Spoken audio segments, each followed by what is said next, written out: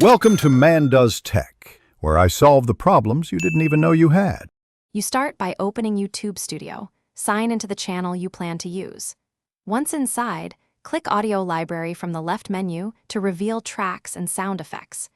You will immediately see filters. Apply genre, mood, duration, or attribution to narrow choices quickly. Make sure to choose free if you want no attribution, or pick attribution when you plan to credit the creator. This first step saves time later because you only pull sounds that match your project's length and legal needs. Now you preview tracks and sound effects. Hit play and watch the waveform to judge build and drop points. Once done, use the duration and mood filters to refine choices and avoid mismatches with scene timing. You can create a temporary playlist by clicking Add to List so you can compare multiple tracks in sequence.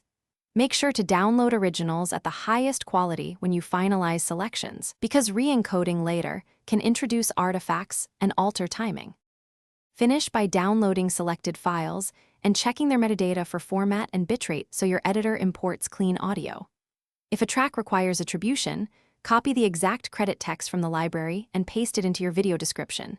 This step prevents strikes and shows professionalism.